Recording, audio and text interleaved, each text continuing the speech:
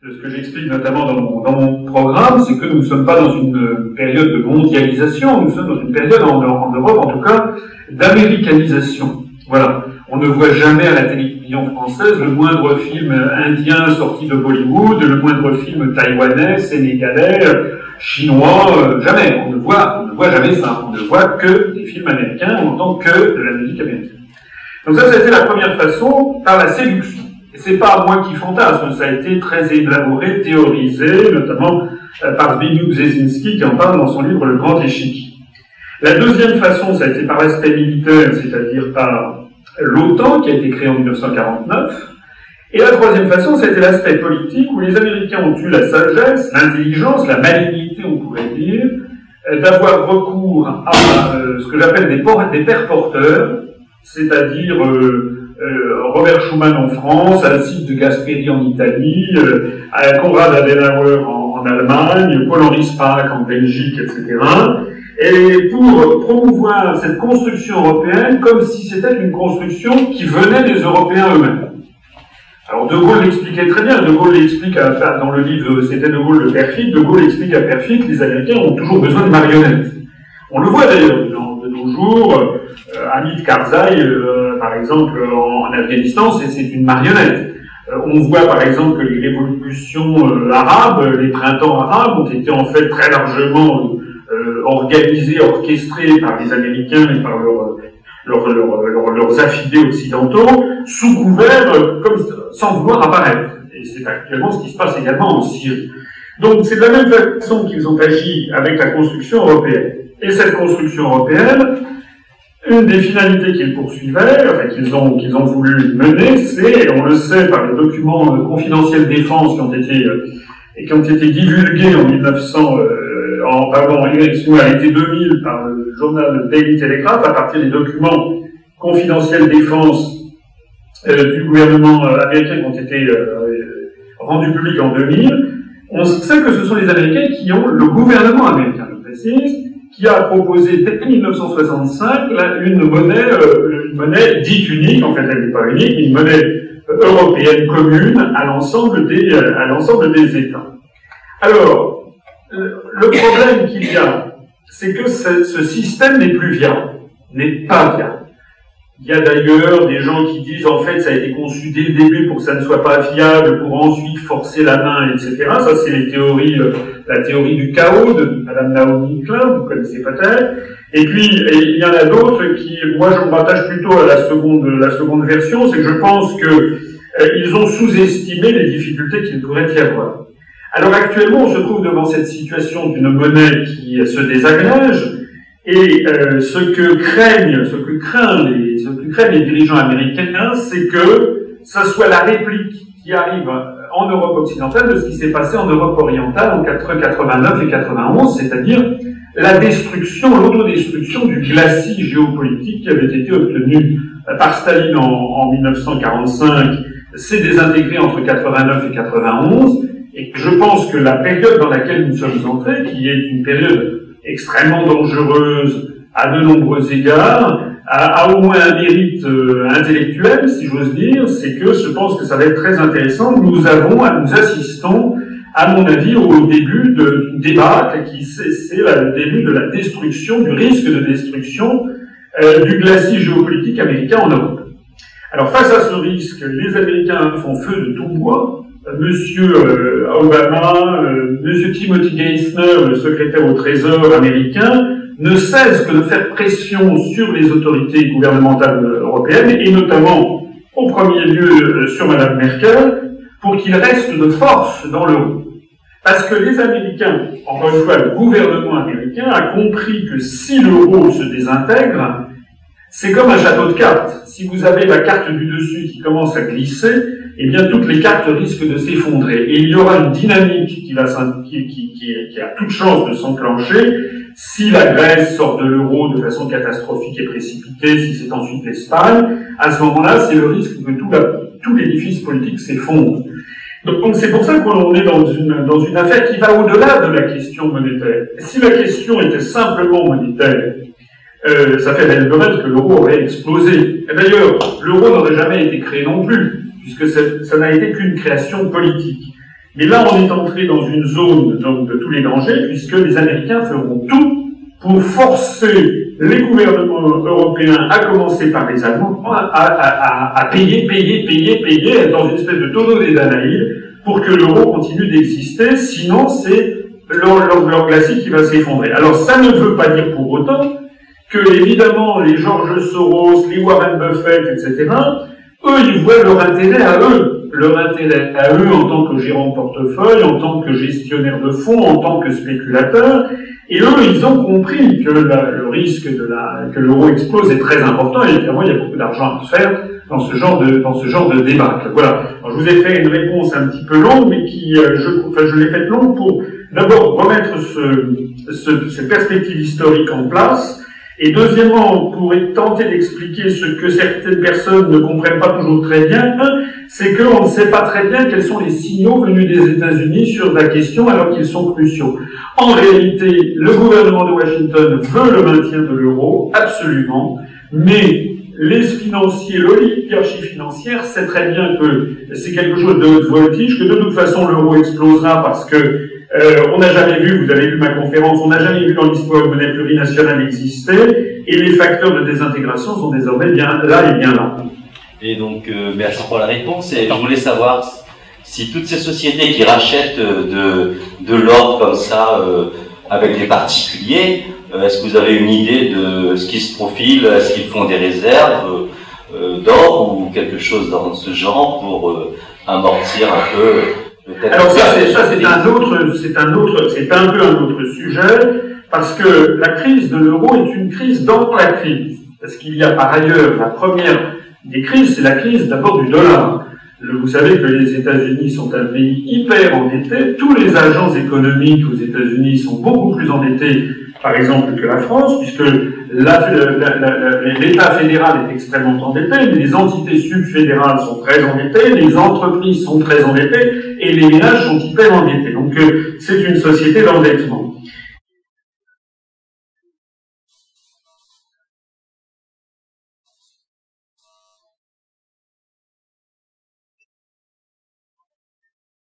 Les États-Unis ont comment dirais-je, ont dégagé des déficits de leur balance des paiements depuis des années, parce que un déficit commercial géant, puisqu'en réalité ils achètent tout à l'étranger en émettant des bons du trésor. Donc il y a désormais une quantité, on ne sait même plus combien il y a de dollars qui circulent dans le monde. On sait en tout cas que la Chine, par exemple, possède 1200 milliards de dollars de réserves, que le Japon en détient à peu près autant. C'est colossal, hein. Ça veut dire qu'à peu près chaque Chinois, chacun des 1300 millions de Chinois, il y a 1,3 milliard de Chinois, chaque Chinois possède virtuellement, enfin macroéconomiquement, une créance de 1000 dollars sur les États-Unis d'Amérique, je ne sais pas si vous vous rendez compte. Et le Japon, c'est à peu près, chaque Japonais détient une créance de 10 000 dollars sur les États-Unis d'Amérique. Donc, le dollar est une monnaie qui est virtuellement morte, qui est une monnaie de singe, qui ne tient encore que parce que, justement, compte tenu du volume détenu de dollars par la Chine, par le Japon, ils ne peuvent pas se permettre de laisser le dollar s'effondrer, puisqu'il se tirerait une balle dans le pied. La Chine possède 1200 milliards de dollars. S'ils arrêtent d'acheter du dollar, le dollar s'effondre dans la minute, et ce sont les 1200 milliards qui valent plus rien. C'est la théorie too big to fail, vous savez. Maintenant, c'est le problème des Chinois plus que le problème des Américains. Alors les Chinois, quand même, achètent les États-Unis ou d'autres pays du monde par appartement, justement, avec ces dollars. Alors, comme le dollar est au bord de vaut plus rien, et comme l'ensemble du monde occidental est dans une situation économique que, malheureusement, je ne veux pas jouer des Cassandres, et vous savez que dans la tragédie grecque, Cassandre annonçait les désastres, mais elle avait raison, malheureusement. Elle n'était pas, c'était une prophétesse de mauvaise augure, mais elle avait raison. En réalité, c'est l'ensemble du monde occidental qui est lancé vers la paupérisation, du fait de la déréglementation généralisée des mouvements de capitaux qui fait que désormais, toutes les grandes entreprises vont s'installer dans des pays à très bas coût de salaire. Et donc, la réalité des événements, c'est que, aux États-Unis, au Canada et dans toute l'Europe, on voit une petite classe, une hyperclasse, comme on dit, toute petite de quelques dizaines de milliers de personnes qui ont de plus en plus d'argent, avec des sommes absolument prodigieuses, et puis un effondrement des gens qui étaient pauvres, qui deviennent de plus en plus pauvres, il y a une montée en flèche de la pauvreté, et puis une paupérisation de la classe moyenne, c'est-à-dire que tout le grand acquis des 30 glorieuses, de la période d'après Seconde Guerre mondiale, des politiques keynésiennes, de ce capitalisme qui avait été assagi par la menace soviétique, eh bien, ça avait fait apparaître une gigantesque classe moyenne, et c'est elle maintenant qui est attaquée. Alors, ça donne des résultats. Je voyais là, juste avant de reprendre l'antenne, si j'ose dire, d'être de nouveau avec vous, je voyais les dernières dépêches. Il y a des dizaines de milliers de manifestants en ce moment à Rome, avec des tirs de grenades lacrymogènes. C'est en train de tourner au vinaigre en Italie, comme en Espagne, comme très probablement bientôt en France, parce que on assiste, je vous le disais, à cette paupérisation de la classe moyenne. Le résultat de tout ça, c'est quoi? C'est que, comme vous le savez, si vous suivez un petit peu tout ce qui circule sur Internet, beaucoup de gens ne voient pas arriver une phase 2 de la crise. La crise, elle n'est pas du tout surmontée, la crise des subprimes de 2008. La crise, elle est due fondamentalement au fait que les pays occidentaux, les États-Unis et l'Europe, ne produisent plus assez de richesses pour maintenir le niveau de vie de leur population. C'est ça la crise. Puisqu'on a laissé, c'est une hémorragie constante. La France, elle perd 800 emplois industriels par jour et une usine par jour. Alors, M. Montebourg, il a beau faire des moulinets, mais il ne peut rien, puisqu'il faudrait commencer par réintroduire un contrôle des mouvements de capitaux, c'est-à-dire se sortir de l'Union européenne et dénoncer l'article 63 du traité sur le fonctionnement de l'Union européenne. Donc, on assiste à ce phénomène, et comme les populations, évidemment, regimbent, on a eu une des explications de la montée en flèche des dettes publiques dans tous les pays occidentaux, c'est justement la volonté de masquer pendant un certain temps cet appauvrissement par notamment des amortisseurs sociaux. Sauf que maintenant, on est arrivé au bout du saucisson, et donc maintenant, on ne peut plus avoir des amortisseurs sociaux. Et donc, on est en train de constater une montée en flèche de la pauvreté. En 2000, l'INSEE a rendu public cette affaire pour la France, il y a quelques jours. Sur l'année 2010, on a eu 440 000 pauvres en plus, on est à 8 900 000 pauvres, c'est-à-dire de France, selon la définition de l'INSEE, c'est-à-dire des Français qui gagnent moins de 60% du revenu médian. Alors, comme on va vers une crise, et comme le dollar ne vaut plus rien, et comme l'euro risque d'exploser, ben évidemment, comme c'est le cas depuis que le monde est bon, tout le monde se tourne vers la seule et unique valeur refuge qui existe, c'est l'or, ou également l'argent. Il y a également certains métaux précieux, l'or et l'argent. Alors, ils n'ont pas exactement les mêmes qualités. Il y a des gens qui sont plus pour l'argent, d'autres qui sont plus pour l'or. L'or a évidemment un mérite, c'est que c'est un métal qui est connu pour être inaltérable, pour être lourd, et donc avoir un concentré de richesse dans un tout petit volume, plus que l'argent. Et de surcroît, c'est un symbole de luxe et de richesse dans toutes les civilisations planétaires. Il n'y a aucun pays au monde où l'or ne soit pas considéré comme le symbole même de la richesse.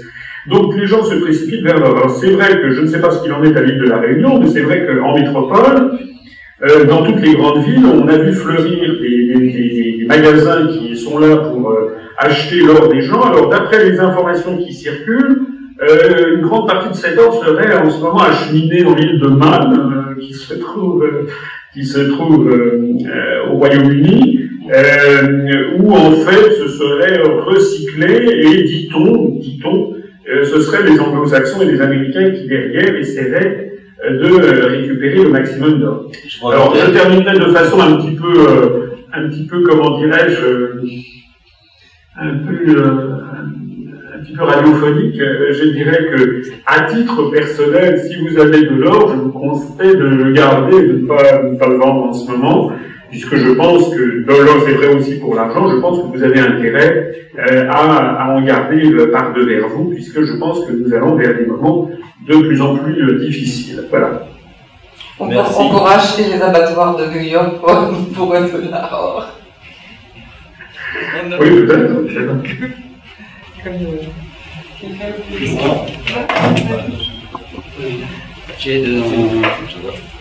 Oui, bonsoir. Bonsoir.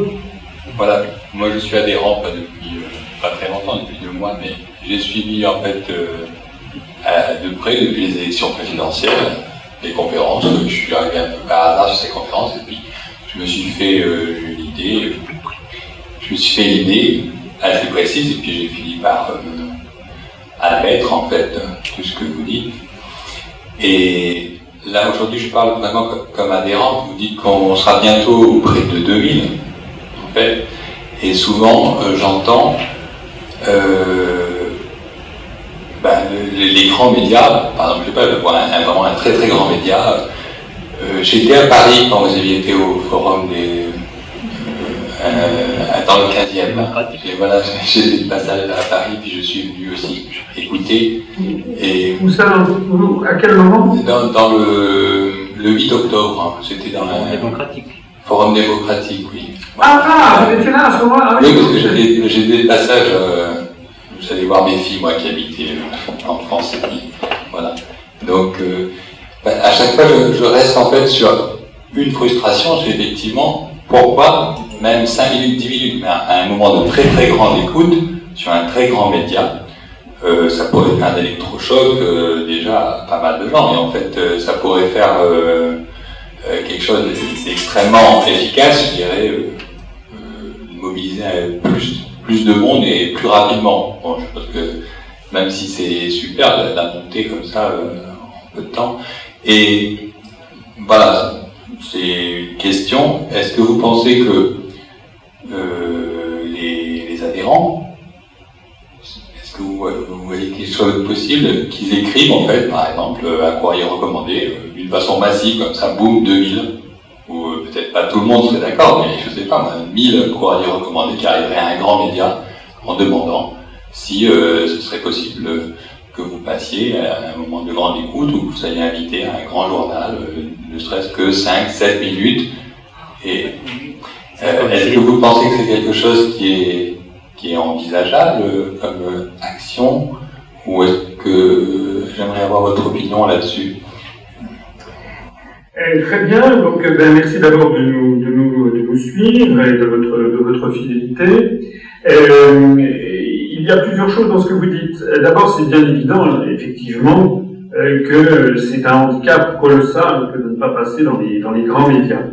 Il y a d'ailleurs une statistique qui fait froid dans le dos. Je vous appelle vous la dire, mais comme je suis partisan de dire la vérité à mes concitoyens, je la dis quand même. Le CSA avait révélé qu'entre le 1er et le 27 janvier de cette année, ce sont les statistiques en tout cas que j'ai à l'esprit. Ça avait été diffusé dans le journal Le Monde au mois de février. Le CSA avait calculé le nombre d'heures qui avaient été attribuées sur toutes les chaînes de télévision françaises, je ne parle que des chaînes de télévision, aux candidats à la présidence de la République, aux candidats déclarés. Pourquoi est-ce que c'est important pour le mois de janvier? C'est parce que c'est la période où, d'abord, on recherche les 500 signatures, et deuxièmement, c'est également la période où les spécialistes de politique considèrent que commence à se cristalliser l'opinion publique. C'est-à-dire que jusqu'à la fin de l'année précédente, les gens hésitent encore, et puis le mois de janvier, c'est là où les gens se décident, en janvier, février, quoi. Bon. Alors c'est vrai qu'il y a toujours un pourcentage d'irrédentistes qui se décident dans la dernière semaine avant le premier tour, mais en gros, c'est quand même très important. Et alors, la statistique dont je vous parle montrait que, entre le 1er et le 27 janvier, M. Hollande était passé à la télé, dans toutes les télévisions, hein, TF1, France 2, France 3, Canal+, la 5, il y avait aussi France 24, M6, BFM TV, iTélé, et puis je ne sais plus quoi encore. Donc sur toutes les chaînes de télévision, François Hollande était passé 62 heures en cumulé au cours du mois.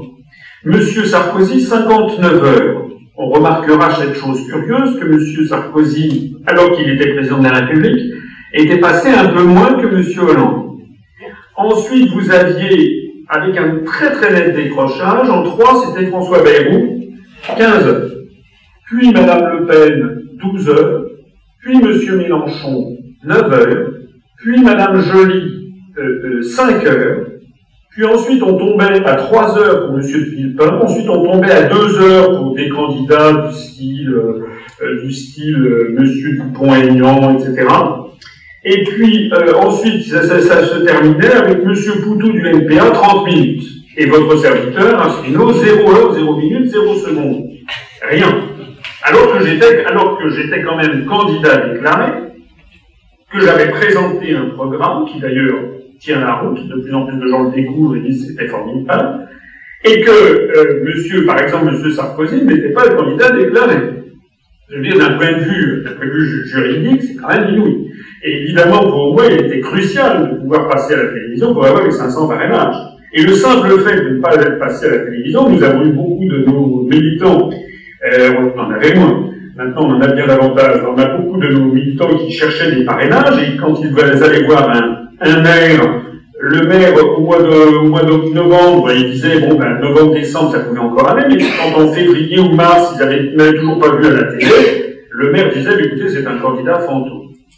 Alors, si je vous raconte tout ceci, c'est parce que cette statistique est terrible, en ce sens que si vous la reprenez, vous vous rendez compte qu'à la seule exception de François Bayrou, vous avez exactement l'arrivée dans l'ordre au premier tour. Entre la couverture média et le résultat au premier tour. Et ça confirme les études qui ont été faites aux États-Unis. Vous pouvez faire élire un cheval, il suffit de lui donner le plus grand nombre d'heures d'antenne. Voilà. Alors, évidemment, dans ce genre de circonstances, qu'est-ce que nous faisons? Alors, c'est pour ça que j'hésite un peu à dire cette statistique, parce qu'il y aurait de quoi baisser les bras. Il y aurait de quoi baisser les bras en se disant c'est fichu. Je ne pense pas, parce que, pour les raisons, ça reboucle avec ce que je disais précédemment, je pense, et encore une fois, je ne m'en réjouis pas, mais je pense que nous allons vraiment faire des bouleversements politiques, économiques et sociaux de première magnitude, et vraiment une remise en cause, je pense qu'on va vers des phénomènes révolutionnaires. Pas forcément révolutionnaires avec des guillotines, mais révolutionnaires avec vraiment un bouleversement complet des régimes politiques. Et ce qui ne trompe pas, c'est, je crois que je le disais tout à l'heure avant la conférence, je le redis maintenant, ce qui ne trompe pas, c'est quand même la montée en puissance continuelle de l'Internet et la dégringolade continuelle des grands médias. Alors évidemment, vous allez me dire, la grande majorité des Français, comme des autres peuples, restent formatés par les grands médias, mais néanmoins, il y a une augmentation tout à fait sensible de la consultation d'Internet. Alors, pour répondre à votre deuxième question, oui, bien sûr, on peut se mobiliser, c'est ce qu'on a fait. Si je suis passé il y a quelques semaines, enfin il y a 2 semaines, si je suis passé sur France 3 à l'émission de Tadei, c'est parce que ça fait 2 ans et demi qu'on a des adhérents qui envoient des messages à monsieur Tadei. Donc voilà, il a fallu 2 ans et demi pour que je passe 4 minutes ou 5 minutes prévues en cumulé. Il y a un événement, alors bien sûr on peut toujours faire ça, mais par exemple on a eu énormément de militants qui ont demandé à Jean-Jacques Bourdin que je passe sur RMC. Jean-Jacques Bourdin a toujours refusé que je passe. Alors, il y a aussi un autre élément qu'il faut avoir à l'esprit. Rappelez-vous ce que je viens de vous dire à l'instant sur François Hollande et sur les autres ne passent pas une fois. Il faut passer en effet aux 20h de TF1, de France 2, etc. Mais il faut y passer le plus souvent possible. C'est-à-dire que si par bonheur, je passais une fois, j'avais droit à 5 minutes, j'en suis pas encore arrivé au TF1 20h, mais si je passais 5 minutes dans une émission, mettons si je passais chez Ruquier, par exemple, à une grande émission chez Ruquier, Pardon, 1000 adhérents de plus, c'est bien. Ça pousse, ça doperait brutalement. On verrait, on l'a vu, quand j'étais passé sur Sud Radio avec Robert Ménard au mois de février, on avait vu d'un seul coup le nombre de nos adhésions s'envoler. Il y a eu des jours où on a fait des pointes jusqu'à 20 adhérents par jour. Et ça grimpait énormément. Là, quand je suis passé sur France 3, on a vu également un pic. Mais après, ça retombe. Ça retombe, et les autres grands médias, c'est sans cesse parce que c'est le matraquage. Alors, conclusion de tout ça, écoutez, d'abord, oui, on peut toujours se mobiliser, il faut toujours se manifester, ça c'est le premier point.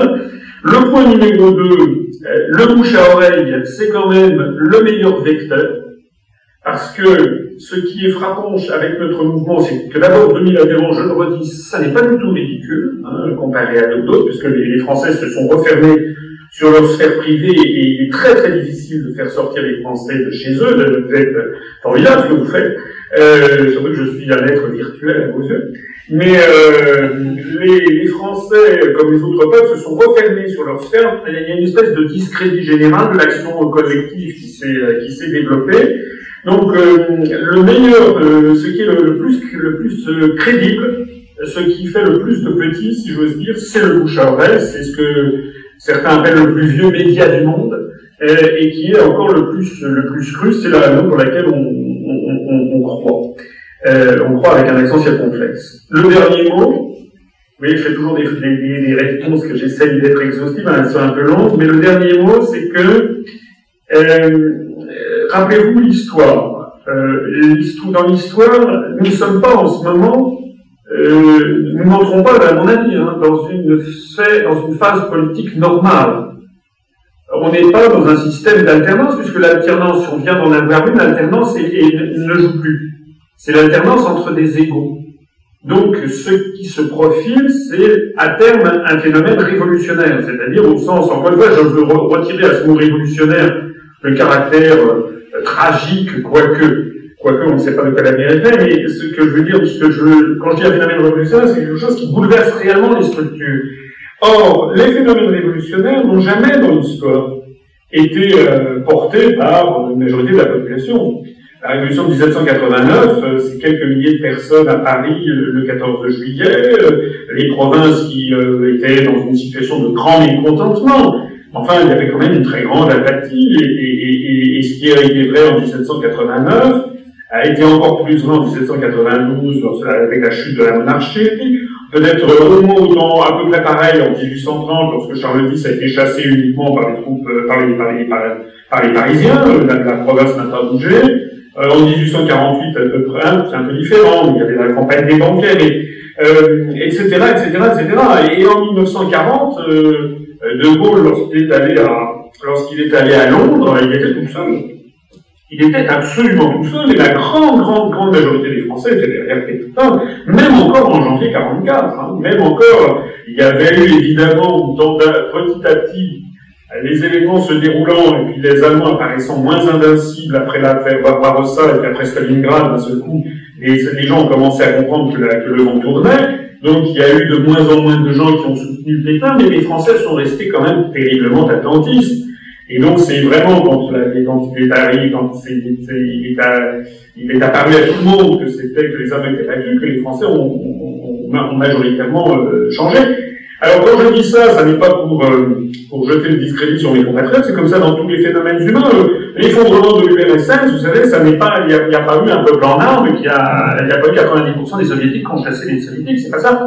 Ce qui s'est passé, c'est que c'est une nécrose qui s'est produite, une nécrose de l'ensemble de l'appareil d'État et de l'ensemble de la construction du socialisme, et je pense que c'est la même chose qui va se produire. Je terminerai avec ce petit mot. C'est un petit mot extraordinaire qu'avait dit De Gaulle. On est le 25 décembre 1940. De Gaulle, il est tout seul, il a quelques dizaines de personnes avec lui, et il fête Noël à Covent Garden, à Carlton Garden, là où il y avait ces locaux que finançait Churchill, et il y a une lady britannique qui vient le voir, très classe, mais toujours un peu perfide à l'union, et qui lui parle en très bon français, et qui lui dit, donc le 25 décembre 1940, alors mon général, comment va la France? Et De Gaulle, qui était absolument tout seul et qui était au fond du trou, lui répond, très bien madame, elle nous enterrera tous. Ça veut dire qu'il faut faire confiance à l'histoire. Même si nous paraissons petits et peu nombreux, on est beaucoup plus nombreux qu'on était il y a 5 ans, je peux vous assurer, ça n'est pas uniquement le nombre qui joue, c'est aussi la détermination, le facteur explicatif, le sens de l'histoire, le sens des événements. Et on a les facteurs explicatifs et les événements de cesse de nous donner raison. C'est la raison pour laquelle j'essaye de vous donner de l'optimisme, et je suis profondément optimiste. Non mais merci, bon, c'est ce que je voulais. Un peu de... Vous m'entendez? Parce qu'en fait, depuis quelques mois, j'essaye de communiquer, de faire passer ça dans mon entourage avec avec même des fois des prises de bec assez phénoménales. Et c'est justement cette difficulté de se retrouver à heurter, en fait, de voir que des gens ne peuvent pas rester 2 heures à écouter une conférence. Et donc, au fil des mois, je me dis, mais est-ce que vraiment lutter contre un grand média, lutter contre ce matraquage, je commençais à avoir un peu, voilà, le moral en baisse. Mais bon, avec ce que vous m'avez dit. Non, mais vous avez raison. Vous avez raison. Je sais qu'il y a des gens qui disent mes conférences sont trop longues. Elles sont trop longues, c'est vrai. Non, je n'ai pas dit ça. C'était pas ça. Je n'ai pas dit ça. Qui a dit ça? J'ai dit que, je dis que je suis assez désespéré par quelque part, j'essaie de motiver les gens à suivre et je m'aperçois en fait que même le bouche à oreille, c'est bon. Bon, je suis peut-être quelqu'un d'impatient, quoi. J'aimerais que ça aille beaucoup plus vite que ça. T'as compris, mais t'as pas compris en 5 minutes peut-être. Il y a plusieurs choses à vous répondre. Demandez à Dominique, il vous donnera les liens. Nous avons un de nos adhérents du Nord qui a fait un blog où il a tronçonné mes conférences en petits morceaux de 3 minutes. Donc c'est sur tel ou tel thème, il envoie. Donc si vous avez, par exemple, vous pouvez attirer l'attention de quelqu'un pendant 3 minutes sur un thème précis. Donc ça c'est une remarque à faire. La deuxième chose que je voudrais vous dire, c'est que il faut tenir compte de la psychologie humaine. Lorsque les gens, il faut comprendre une chose, c'est que les Français, comme les peuples d'Europe, vivent dans un univers mental. On nous a mis dans la tête depuis des décennies entières que l'Europe c'était le bien, le beau, et voilà, c'était même pas la peine de discuter, ça n'a que des avantages, aucun inconvénient, et de toute façon c'est irréversible, c'est le sens de ça, etc. On a connu ça, c'est exactement ce qu'on disait aux Soviétiques de 1917 jusqu'à 1991. Hein. Ils ont suivi ça pendant 74 ans. Pendant 74 ans, on a dit aux Soviétiques, la construction du socialisme, c'est irréversible, c'est de toute façon la loi de l'histoire, etc. C'est le bien, le bon, le beau, toutes les grandes valeurs transcendantes, et c'était incarné dans cette construction politique. Bon. Donc, c'est la même chose. Et nous, ce que nous venons dire aux gens, en substance, c'est de dire, regardez comme vous êtes fait couillonner. Et c'est évidemment extrêmement difficile à accepter. Les gens n'acceptent pas. Il y a un phénomène que vous connaissez, qui est un phénomène de psychologie qui s'appelle la résilience, qui fait que, par exemple, si vous avez un être cher qui d'un seul coup décède, ou bien si votre petit ami d'un seul coup vous quitte, eh bien, la réaction typique de l'être humain, c'est de dire non. Non, ça n'est pas vrai. Si on vous dit, tiens, voilà, vous avez votre meilleur ami qui est mort dans un accident de voiture, non, c'est pas vrai, c'est pas possible. Voilà, c'est la première réaction spontanée. Alors, c'est la même chose, lorsqu'on explique aux gens qu'en fait, la construction européenne, c'est pas du tout ce qu'ils pensaient, leur première réaction, c'est non. Et la deuxième réaction qui vient à l'esprit, c'est de ressortir spontanément les 30 ou 40 arguments habituels de la propagande que l'on connaît par cœur, mais enfin, l'Europe c'est la paix, mais enfin, si on sort de l'euro, ça sera la catastrophe, si on fait ci, on va être isolé, enfin, tous ces arguments qui sont tous faux, on peut tous les démonter très très facilement, il suffit d'y réfléchir. Si la France sortait de l'Union Européenne, ma foi, elle serait comme la Suisse, la Norvège, et en plus, elle est membre permanente du Conseil de sécurité. Nous avons, je l'ai déjà expliqué, on a 274 représentations diplomatiques à l'étranger. On a des liens avec tous les pays de la planète, on serait tous isolés. Au contraire, c'est le fait de rester dans l'Union européenne qui nous isole, qui nous coupe progressivement de l'Afrique, du Moyen-Orient, de l'Amérique latine. Donc tous ces arguments, on peut les donner. Il faut donc que vous compreniez, ça c'est aussi un message que je me permets de vous donner, c'est que lorsque vous avez, ça sert à rien de vous mettre en colère. Ça sert à rien. On n'a jamais été convaincu quelqu'un en l'engueulant. Ça n'existe pas. Et deuxièmement, à part la conversion de Saint Paul sur le chemin de Damas, il est rarissime que quelqu'un change d'opinion à 180 degrés en quelques minutes. Ça n'existe pas. Pour changer profondément d'opinion, Et vous savez qu'à l'UPR, nous avons des gens qui ont mis 8 mois, 1 an et demi avant d'adhérer, voilà, et on a chez nous des gens qui étaient au modem. On en a qui ont voté oui à la Constitution européenne, et qui, quand ils ont découvert les analyses, sont tombés du placard, et étaient furieux. Et alors ils ont été piqués au vif, ils sont allés voir. Donc, il faut vous ôter de la tête l'idée que vous allez faire changer les gens d'opinion brutalement.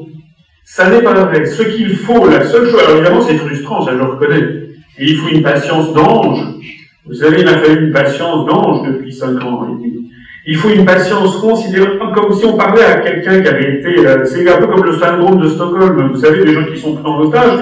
Il faut parler aux gens, en ne les brusquant pas, en leur disant pas qu'ils sont des crétins, mais en disant, ben oui, je comprends très bien, mais moi j'étais comme vous. D'ailleurs, c'est vrai, moi quand j'étais à HEC, j'ai fait HEC avant de faire l'ENA, quand j'étais étudiant à HEC, j'avais 21 ans, c'était les élections européennes de 79, j'avais voté pour la liste de Simone Veil, et j'étais tout à fait un pro-européen. Donc je me mets tout à fait à la place des gens. Les gens, ils raisonnent avec ce qu'on leur donne, ils ne passent pas beaucoup de temps à la politique, pour beaucoup d'entre eux, ils ont une espèce de vague là. Et c'est très très déstabilisant de leur dire qu'ils ont été manipulés. Donc il faut y aller gentiment, presque un peu en plaisantant au début, en disant bon, je sais que tu vas pas me croire, mais regarde ça, mais lis ça. Tiens, par exemple, il y a des gens qui ont mieux le papier aussi. Par exemple, sur notre site, il y a le dossier sur Robert Schuman. Le dossier sur Robert Schuman, il fait j'ai des gens pliés. Ils vont dire, ça c'est quand même un peu fort. Voilà. Et petit à petit, c'est comme ça qu'on va introduire dans l'esprit des gens un antidote au lavage de cerveau, c'est-à-dire qu'on va essayer progressivement d'aller. Vous savez, c'est comme quand on doit remettre une disquette pour reprogrammer un disque dur, il faut nettoyer le disque dur et puis reprogrammer. Donc c'est la même chose.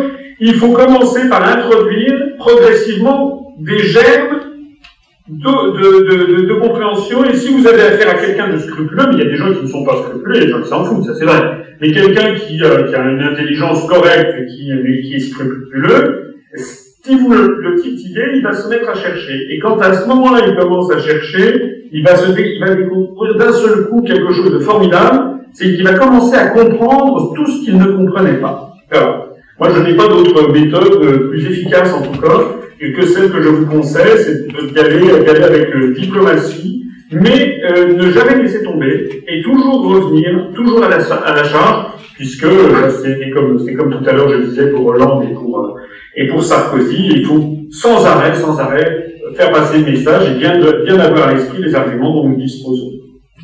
Merci. Bonsoir Monsieur Asselineau, juste une question. Vous avez dit juste avant la conférence, juste avant la diffusion de la conférence, qu'elle mériterait sans doute d'être actualisée. S'il y avait un point d'actualisation qui vous semblerait essentiel entre donc le mois de mai, visiblement, je crois qu'il a été enregistré mai et aujourd'hui. C'est un petit peu une colle parce que je me rappelle plus exactement ce que je disais au mois de mai. C'est certainement des choses très bien, mais je ne me rappelle plus tout à fait. Ce que je pourrais dire quand même, c'est que d'abord l'actualisation, il faut quand même signaler la crise qu'il y a eu cet été, avec, vous rappelez sans doute, des taux d'intérêt absolument extravagants sur les trésors, les bons du trésor, enfin les obligations du gouvernement de la République italienne et de la République espagnole. Donc ça, c'est un point très important. Deuxièmement, le fait que sur la Grèce, c'est toujours pas réglé. Encore là, vendredi, la Commission européenne a de nouveau indiqué qu'elle n'est toujours pas d'accord sur la Grèce. De façon générale, rien n'est réglé. De façon générale, rien n'est réglé. Pendant ce temps-là, ça continue d'augmenter. Je ne sais plus si dans cette conférence, je parle de Target 2, je ne me rappelle plus. Parce que ça, c'est un élément très important. C'est-à-dire les flux permanents de capitaux qui viennent des pays du sud de l'Europe, ils vont se réfugier en Allemagne, et voilà. Alors, ça continue. Si vous êtes familier il y a un petit message qui est arrivé. Bon. Si vous êtes familier d'Internet, je vous conseille d'aller sur Google, sur Wikipédia, pardon, et de taper target 2. Target, comme on dit en anglais, target 2, et vous non pas sur la notice en français qui est en fait sans doute, puisque la notice en allemand, vous trouverez un graphique qui est très très impressionnant, qui montre justement, qui retrace cette évolution divergente du nombre des capitaux qui vont se réfugier en Allemagne et des qui habitent dans les pays du Sud. Donc, la situation ne fait que s'aggraver. Alors, l'actualisation, il aurait fallu aussi parler du MES, qui est pour de ratification, qui est une forfaiture, puisque vous savez que la finalité quand même de ce procédé, c'est qu'à terme, on désaisit complètement les parlements nationaux du vote du budget, ce qui est exactement contradictoire et contraire à l'article 14 de la Déclaration des droits de l'homme et du citoyen de 1789, puisque l'article 14 précise justement dans notre Déclaration des droits de l'homme, qui fait partie de ce que les constitutionnalistes appellent le bloc de constitutionnalité en France, eh bien, l'article 14 prévoit justement que c'est le peuple qui, par l'intermédiaire de ses représentants, vote les impôts, vote leur répartition, etc. Donc désormais, le budget risque d'être, en tout cas une partie du budget, c'est les postes qui concernent le MES, risque d'être retiré au peuple, et le TSCG lui-même imposerait aux États un contrôle de leur déficit budgétaire. Donc ceci fait que nous allons petit à petit rapidement vers une dictature. Voilà. Je vous remercie. Merci. Oui, bonsoir, monsieur Asselineau. Moi, ça fait très longtemps que je vous suis, quoi. Je suis pas encore adhérent, mais ça va se faire. Non, mais je vais le faire sur Internet, c'est plus facile. Vous aurez l'argent plus rapidement. Donc voilà, ce que je voulais vous dire, c'est que je vais vous poser une question. Je pense qu'il y a beaucoup de Français qui se posent cette question-là. C'est que est-ce que c'est un sentiment qu'on a que depuis le passage à l'euro, les prix ont explosé? Parce que quand je vois le taux d'inflation fait par l'INSEE, je sais que c'est complètement trafiqué. Et deuxième question, les prix de l'immobilier à La Réunion, je prenais un exemple tout à l'heure avec les gens qui étaient là. J'ai acheté mon terrain en 98 pour le mettre en euros à 38 000 euros. Aujourd'hui, c'est estimé à 300 000 euros. C'est quoi qui a pris de la valeur sur le terrain, ou bien c'est l'argent qui s'est déprécié par la monnaie dette émise à l'appel? Voilà. Alors, il y a plusieurs questions dans votre question. Effectivement, les statistiques de l'inflation données par l'INSEE sont quand même sujettes à caution. L'INSEE a beau dire qu'ils ont fait des calculs fiables, 90% des Français ont le même sentiment que vous. J'avoue que j'ai le même également, c'est-à-dire que on est quand même stupéfait par les prix. Alors je ne sais pas ce qu'il en est exactement à La Réunion, mais je sais qu'à Paris, j'ai ça me paraît plus, excusez-moi ça me plaît, justement avec des militants parisiens, il y a 3 jours, on était dans un restaurant, et il y a un des convives qui a pris un plat de spaghetti, il a quand même, le plat de spaghetti, mais quand même facturé 13 euros, c'est quand même 90 francs, c'est quand même hallucinant, on n'a pas, donc, c'est vrai qu'on a le sentiment que, et je crois que c'est plus qu'un sentiment, c'est qu'il y a eu une flambée d'inflation, parce qu'il y a eu toute une série de phénomènes, les arrondis, le fait que les gens ne comprenaient pas, etc., etc. Alors, s'agissant de l'immobilier, c'est autre chose, parce que les prix de l'immobilier connaissent des évolutions très différenciées selon les zones. Il y a des zones, par exemple, en France métropolitaine, où vous avez l'immobilier qui ne vaut pas grand-chose, qui dégringole, oui, comme vous faites signe. C'est le cas, par exemple, dans certaines zones que je connais, de montagne, dans le Jura, dans les Vosges. Voilà, il y a vraiment des zones qui sont, si ce n'est pas au bord de la mer, si ce n'est pas au bord dans une très grande ville, si ce n'est pas dans un endroit spécialement touristique, si ça n'est pas dans une station de sport d'hiver, si c'est un peu à l'écart des grands axes, là, ça se casse la figure. On trouve vraiment des choses pour rien dans les Vosges ou dans le Jura ou dans certains coins du Massif central, par exemple, vraiment. A contrario, il y a d'autres zones, en particulier à Paris, mais c'est aussi vrai dans certaines, sur les grandes villes du littoral méditerranéen, ou dans certains grands endroits touristiques, où là on a une situation effrayante. Le prix à Paris intramuros, c'est devenu extravagant. On ne peut rien maintenant de près à moins de 10 000 € le mètre carré, même dans des quartiers traditionnellement populaires. Alors ça, c'est dû à plusieurs phénomènes, mais un des phénomènes en cause, c'est celui, c'est la libre circulation des mouvements de capitaux. Parce qu'il y a beaucoup de très grandes fortunes mondiales. Vous avez quelques, je sais pas, quelques dizaines de milliers ou centaines de personnes qui sont multimillionnaires en dollars ou en euros. Auparavant, tu ne peux pas forcément acheter, par exemple, l'émir du Qatar, pour parler de lui, ou l'émir du Sultanat Brunei Darussalam, les traites ou tel grand fonds pension américain, ou tel milliardaire américain ou hongkongais. Avant, quand ils voulaient acheter, par exemple, un hôtel particulier, par exemple, qu'on appelle l'émir du Qatar, ça n'était pas possible. Il fallait qu'ils demandent l'autorisation du ministère de la Concurrence et des Finances, la direction du Trésor, qui autorisait ou non. De la même façon que on ne pouvait pas délocaliser une entreprise, comme ça, Renault, par exemple, Peugeot ne pouvait pas aller s'installer en Chine ou en Slovaquie, il fallait demander l'autorisation. C'est ce qu'on appelle les contrôles des mouvements de capitaux. Alors c'est ça qui a volé en éclat. C'est pas maintenant, parce que l'émir du Qatar, qui a de l'argent gros comme lui, même beaucoup plus gros, pourtant il était bien gros, donc maintenant il peut acheter un hôtel particulier, vous avez peut-être suivi cette le château de Lodré-Chambertin au Gaulle, qui vient d'être racheté par quelqu'un propriétaire de casino en Chine, à Macao. Bon. Alors, comme ces grandes fortunes achètent dans toutes les grandes villes du monde, et par exemple en France, vous connaissez des gens qui me parlaient dans l'île Saint-Louis, par exemple, un Roumain qui avait fait fortune, on ne sait comment, il vaut mieux savoir pas savoir comment d'ailleurs. Enfin voilà, un Roumain qui a acheté un appartement de 3 pièces de 70 mètres carrés pour exemple 2 millions d'euros avec vue sur Seine dans l'île Saint-Louis. Alors petit à petit, ça veut dire que il y a, ça c'est l'exemple parisien, vous avez les exemples, les quartiers les plus centraux, le fameux triangle d'or dans les Champs-Élysées, etc. Les Saint-Louis, de la Cité, les Invalides, tout ceci, ça devient des marchés mondiaux, avec des prix qui sont pratiquement inaccessibles pour 99,99% des mortels, et notamment des Français. Donc du coup, les Français sont obligés de s'en aller.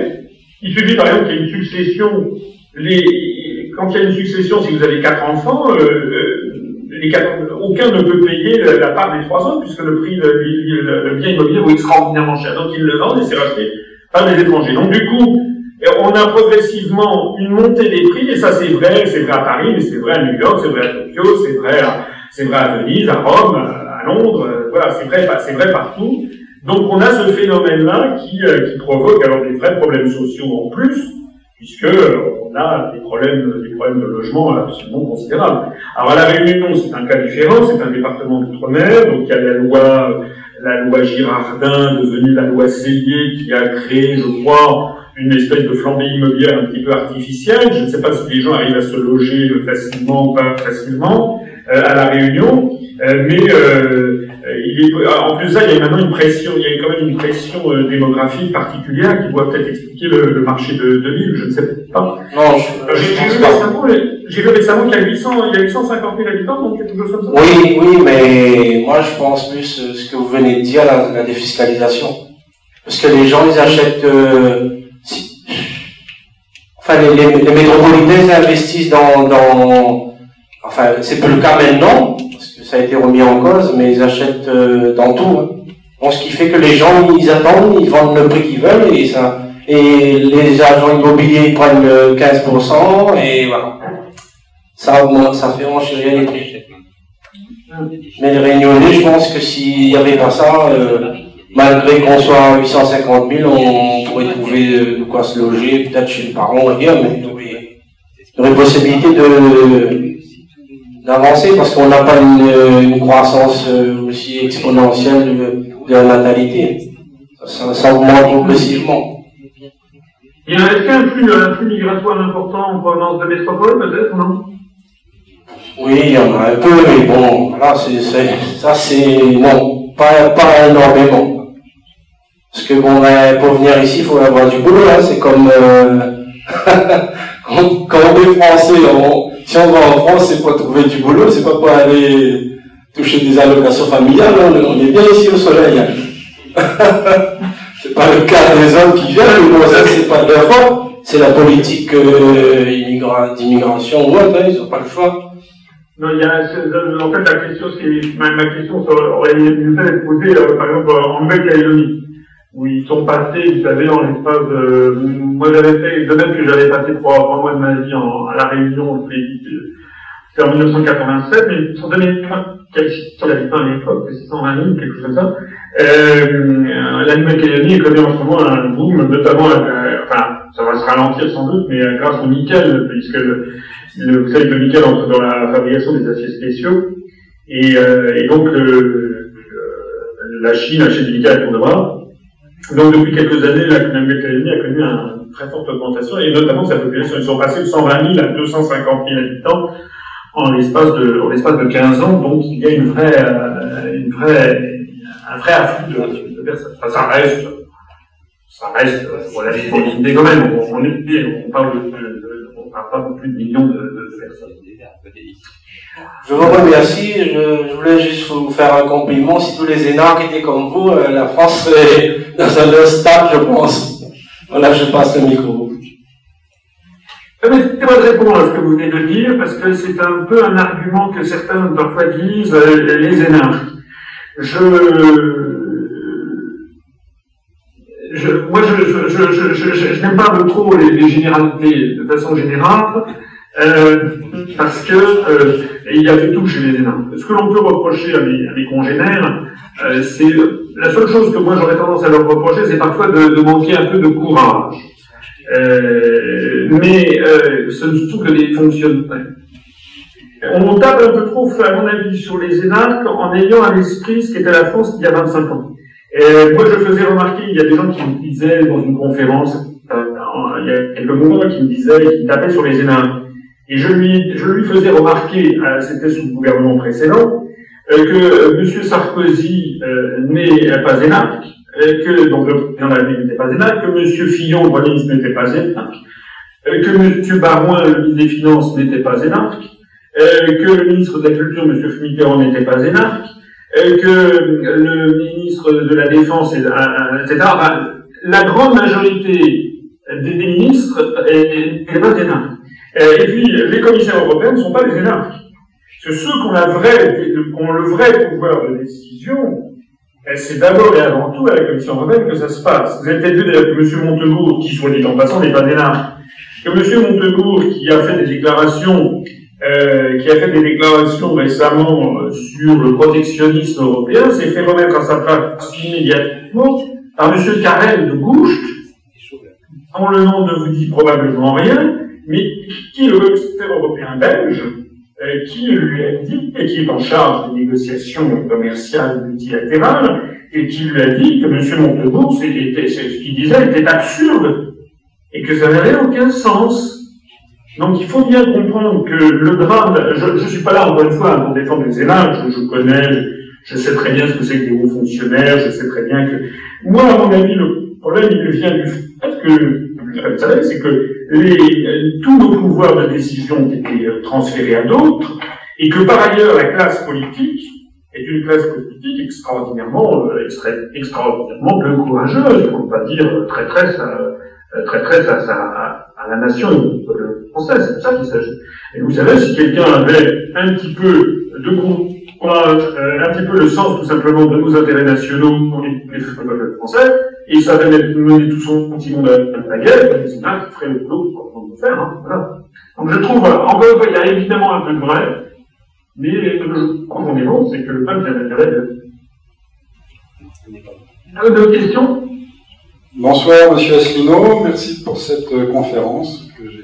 J'en ai vu pas mal et celle-là est donc très pédagogique en même temps d'être très technique. Alors, j'ai juste une petite question. Vous dites à un moment que l'Allemagne serait en train d'imprimer des Deutschmark. Alors, est-ce que vous pourriez nous en dire un petit peu plus? Alors, oui, j'avais dit ça parce que je ne suis pas très fier de moi, parce que c'est quelque chose que je n'aime pas trop faire. Je me suis aventuré sur quelque chose dont je n'ai pas de certitude. En général, je fais toujours des choses sur lesquelles j'ai des certitudes. J'ai simplement fait la voie. Et il paraît que c'est vrai. Il paraît que les Allemands ont fait réimprimer des marques. En Angleterre, d'ailleurs, pour être précis, il y a quelques mois, pour pouvoir sortir de l'euro aussitôt. Moi, je ne sais pas si c'est vrai. Je m'en suis fait l'écho parce que c'est ce que l'on appelle dans certains cercles que je connais, ça fait ce qu'on appelle des rumeurs insistantes. Alors évidemment, personne ne peut affirmer ou infirmer. Tel que je connais les Allemands, ça ne me surprendrait pas. Il y a même d'ailleurs parmi les rumeurs qui dit qu'il y a un des convois qui venait après avoir fait fabriquer ça en Angleterre qui aurait été attaqué. Ce qu'il faut savoir en tout cas, c'est que la sortie de l'euro pourrait se produire très vite. Il y aura un problème énorme. Si on sort de l'euro, il y a un problème juridique énorme. Il n'y a pas de clause de sortie de l'euro dans les traités.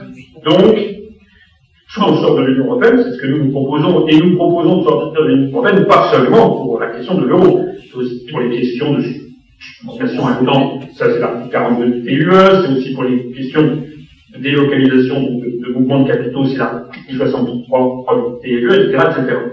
Donc, nous proposons de sortir de l'Union européenne pour bien d'autres choses que pour l'euro, mais aussi pour l'euro. Certains pays disent on va sortir de l'euro, mais comment peut-il sortir de l'euro en restant dans l'Union européenne? C'est un sujet dont personne ne parle, mais qui pose un vrai problème, puisqu'il n'y a pas de clause de sortie. Alors il faudrait modifier les traités, mais pour modifier les traités avec une clause de cette nature, ça voudrait dire d'abord qu'il faudrait obtenir l'autorisation des 27 États unanimement pour modifier ça, et deuxièmement, ça ferait évidemment assez mauvais genre, comme vous l'imaginez. On ne donnerait plus grand-chose, enfin, les marchés financiers on ferait plus que la puce à l'oreille si on faisait ça. Donc on est plutôt dans la perspective d'un coup de force. Mais s'il y a un coup de force, c'est-à-dire si un État sort de l'euro, il piétine le cœur nucléaire du traité de Maastricht, si je veux dire, qui est violé. Ça veut dire qu'à ce moment-là, on est décidément dans une zone de droit, ou dans une zone de total non-droit, ça n'a plus de sens. Alors ça, c'est un premier problème. Mais ce problème juridique étant mis à part, le problème technique est moins important qu'on pourrait le penser, puisque je renvoie à ce que je disais tout à l'heure, je ne sais plus auquel d'entre vous, ce qu'on appelle le système Target 2, c'est-à-dire ce système qui permet le transfert immédiat et sans contrôle des euros à travers la zone euro. Je reviens un instant peut-être sur la définition de l'euro. La meilleure définition que l'on puisse donner de l'euro, c'est la suivante. L'euro, ça n'est pas une monnaie unique, puisqu'il n'y a pas une seule banque centrale. Il y a une banque centrale et puis des banques centrales nationales, la BCE et les 17 banques centrales nationales. Ça n'est pas exactement une monnaie commune, parce que c'est un mot ambigu, les gens mettent des choses très différentes derrière le même terme. La meilleure définition que l'on puisse dire, c'est une collection de monnaies homonymes, c'est-à-dire qui ont le même nom, et je vais dire, qui ont le même dessin, le même graphisme, et qui sont reliés par un lien fixe de 1 pour 1, c'est ce qu'on appelle un PEG. Hein, c'est-à-dire un euro en Grèce, ou la même chose qu'un euro en Allemagne. Alors, il y a une façon de sortir de l'euro quasiment instantanée, c'est si d'un seul coup, par exemple, la Grèce décidait de sortir de l'euro, il lui suffirait de suspendre Target. C'est-à-dire que d'un seul coup, il n'y ait plus de transfert automatique possible des euros grecs vers l'Allemagne ou vers... Vous êtes M. Papadopoulos en Grèce, à la Banque du Pirée à Athènes, vous faites un virement à la banque, à la Dresdner Bank de Düsseldorf, où vous avez un compte. Donc actuellement, vous allez dans une banque en Grèce, vous faites le virement, il est exécuté. À partir de ce moment-là, il ne serait plus exécuté. Donc d'un seul coup, on aurait réintroduit les barrières. Et qu'est-ce qui se passerait dans la seconde même?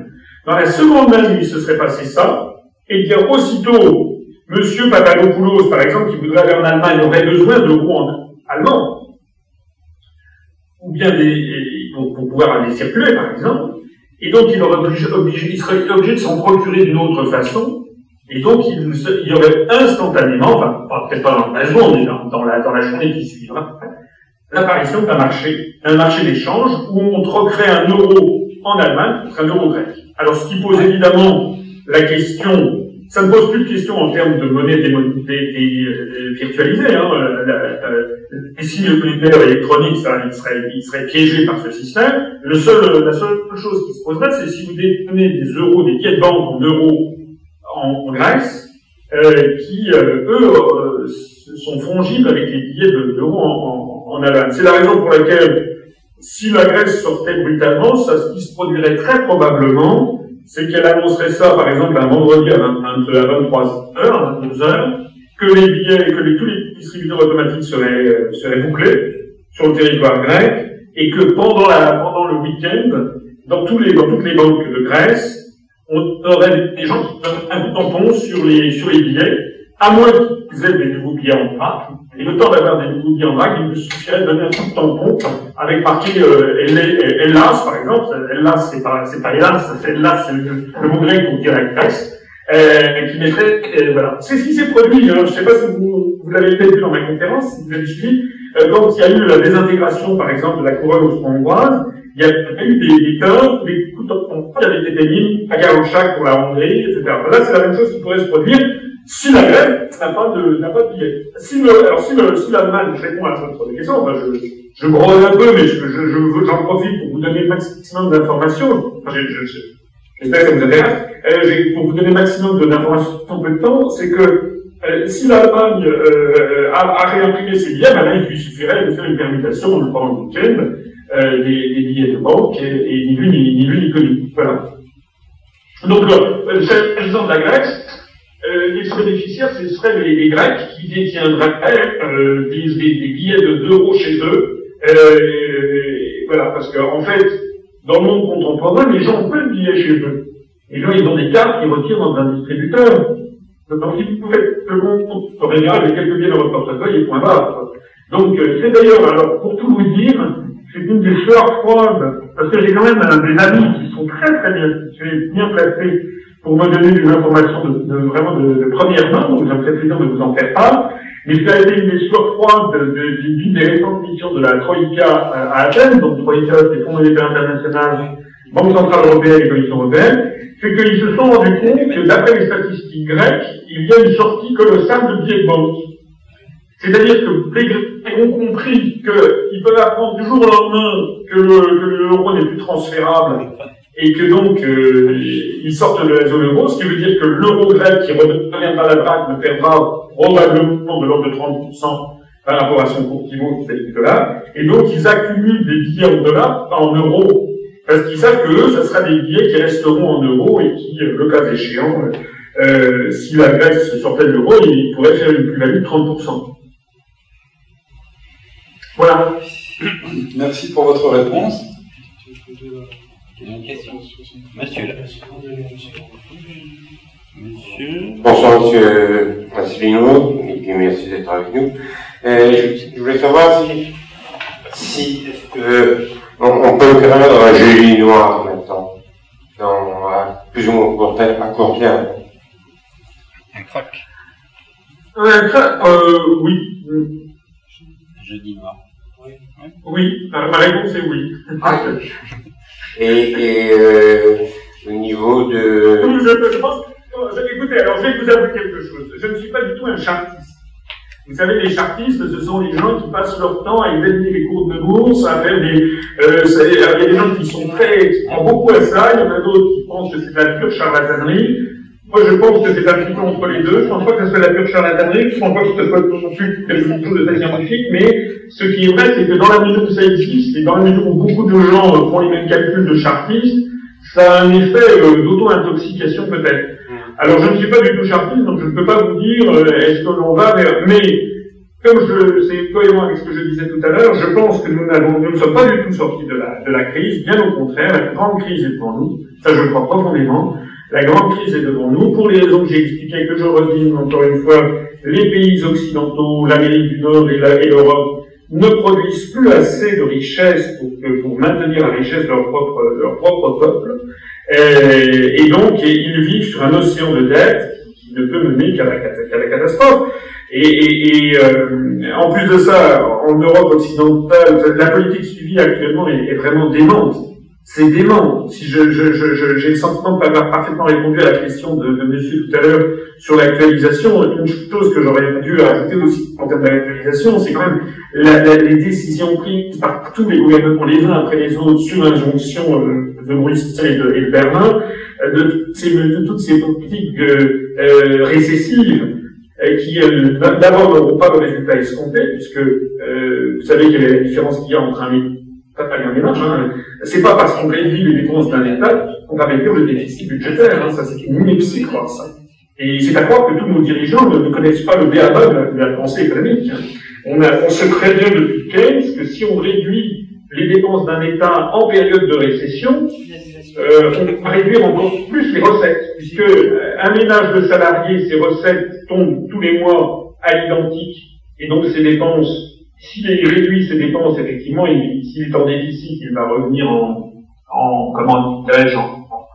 excédent, mais un État, ça ne marche pas comme ça, puisque les recettes d'un État dépendent de l'activité économique, et l'activité économique elle-même dépend en partie des dépenses de l'État. Donc si on supprime le nombre de fonctionnaires, si on veut faire des fonctionnaires, on a des chômeurs qui gagnent beaucoup moins.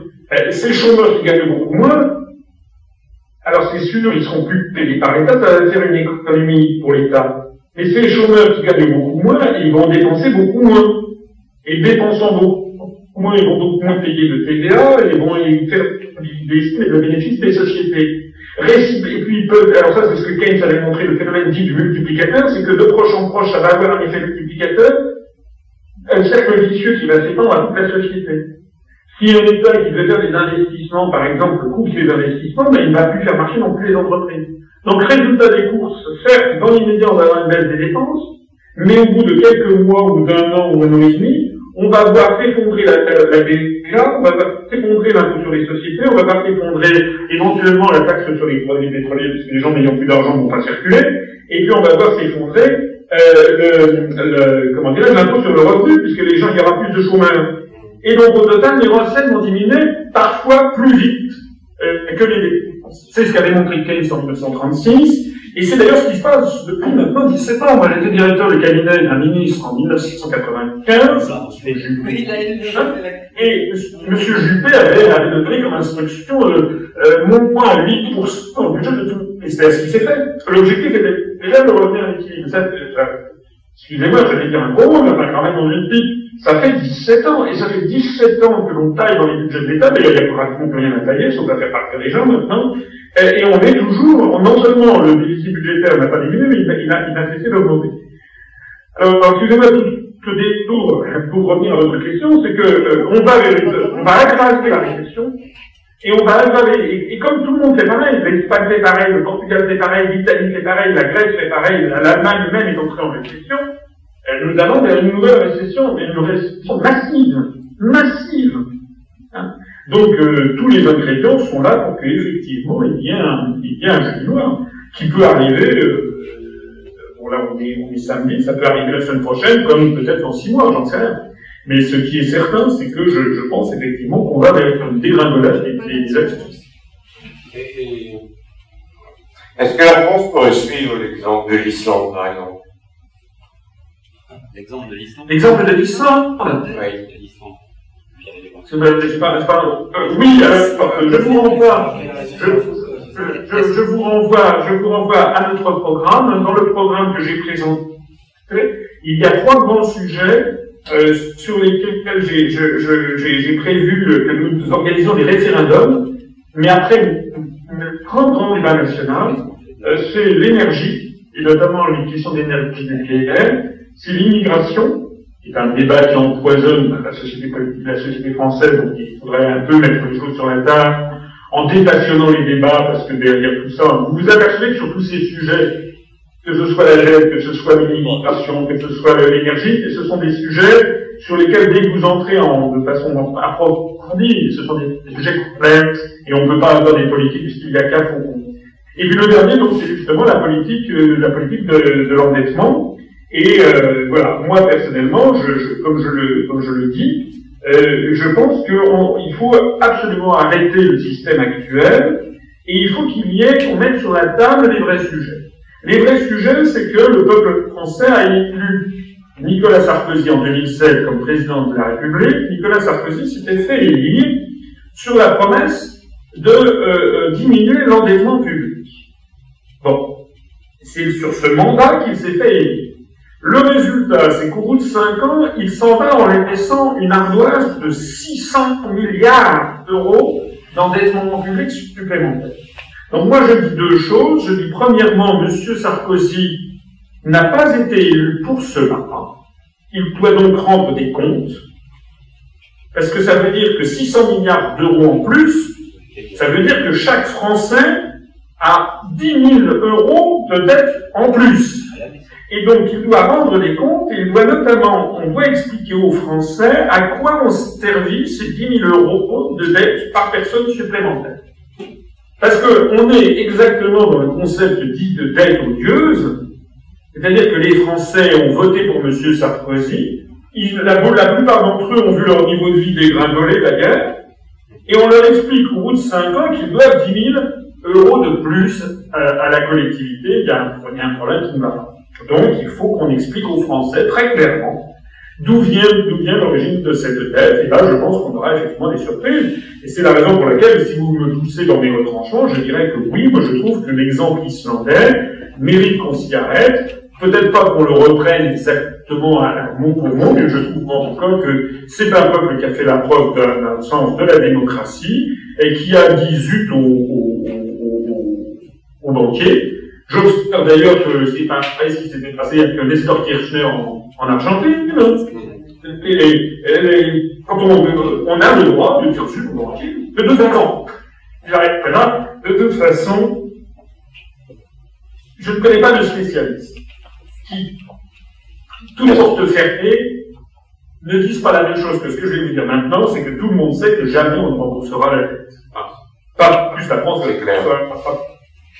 quand il y en a qui disent ce qu'il faut, c'est faire de l'inflation. Si on avait une période d'hyperinflation, ben évidemment, on la dette progressivement, surtout si elle n'est pas, les dettes sont pas, si c'est en taux fixe, ça disparaît, même si c'est en taux variable, il y a des cartes dessus. Donc, on peut annuler une dette en faisant de l'hyperinflation. Voilà. Sauf que l'hyperinflation, évidemment, ça génère des désastres sociaux qui sont problématiques.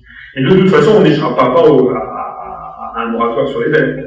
Et de toute façon, le pouvoir maintenant pris par l'oligarchie financière dans le monde, et en particulier en Europe, est devenu excessif. Tout le monde en est conscient. Merci. Je passe Monsieur Asselineau, moi ce qui m'a frappé surtout, et ce dont je vous remercie infiniment, c'est de dire la vérité. Et comme disait De Gaulle à la vieille dame anglaise, la France nous enterrera tous, il y a un proverbe chinois que j'aime bien qui dit « le temps est pour nous » en fait. Parce que le temps use l'erreur et polit la vérité. Voilà, donc je vous remercie beaucoup.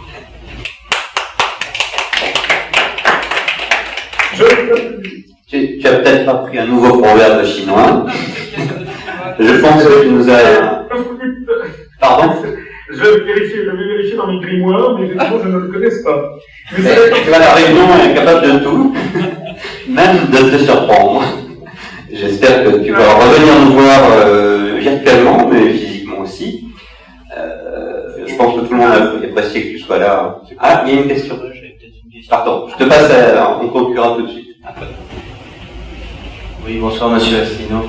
J'avais une petite question concernant, vous parliez dans votre conférence sur d'éventuelles sanctions contre Angela Merkel si elle ne se pliait pas en fait au désir de l'oligarchie.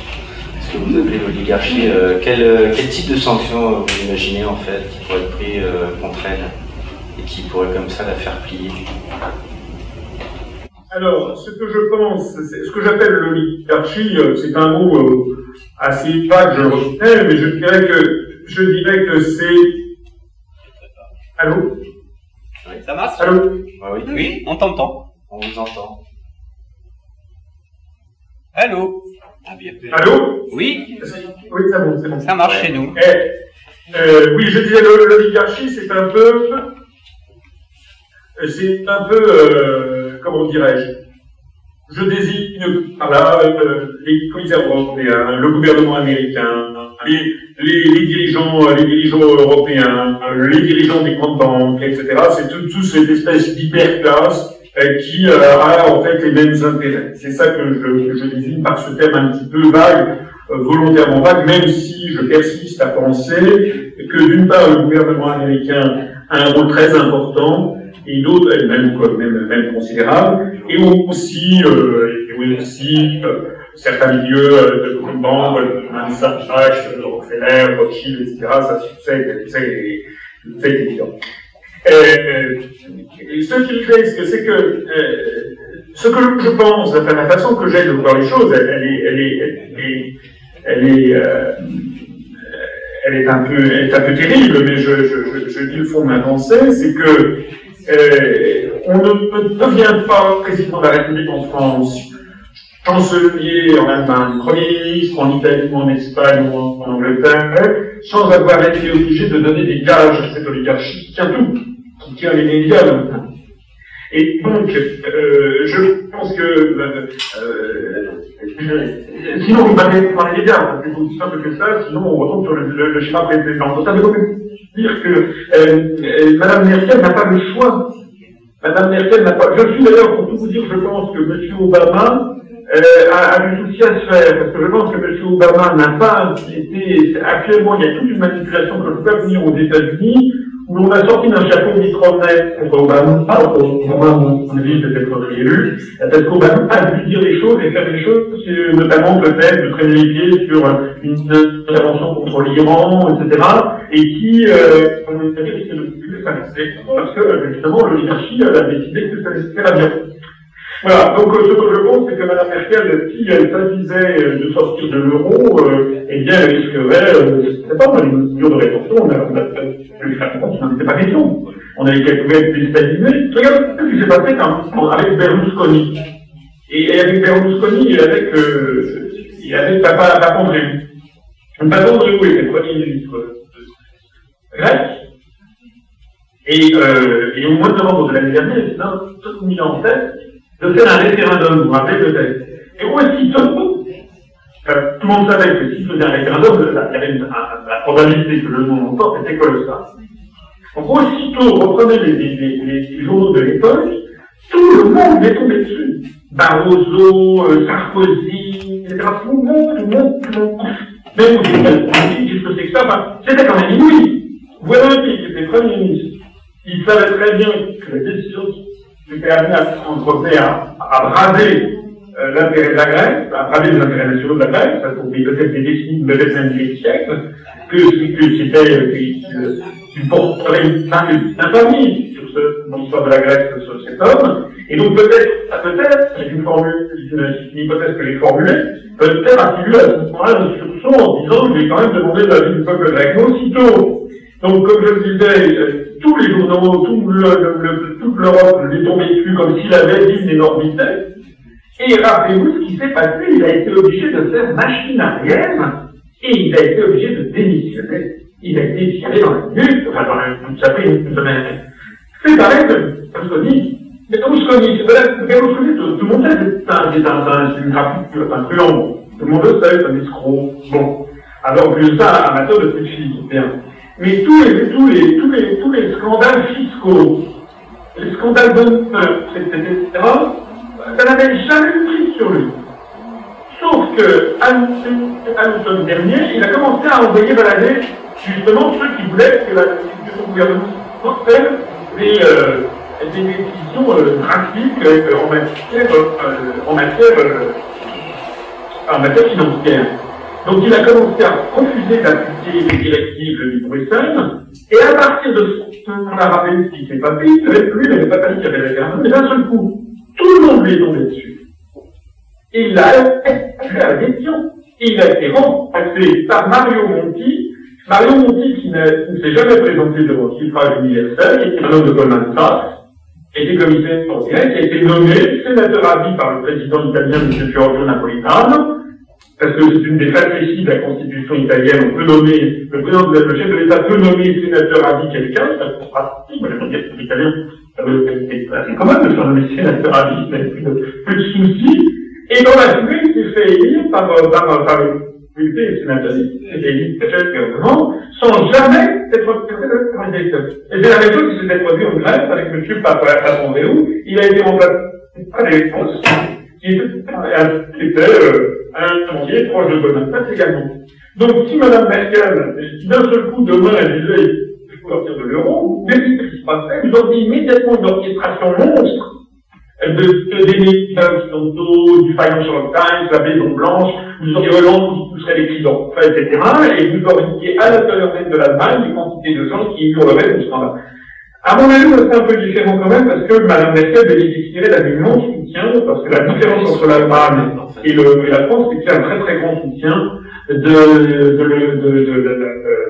dirigeants de la Bundesbank, notamment, des dirigeants industriels et financiers. Mais, à mon avis, Mme Merkel serait fort de sauter à cette occasion. Donc voilà, je crois qu'ils sont tenus comme ça. Et le pauvre Hollande, c'est pareil. Hollande, c'est rien, c'est zéro. C'est un minus.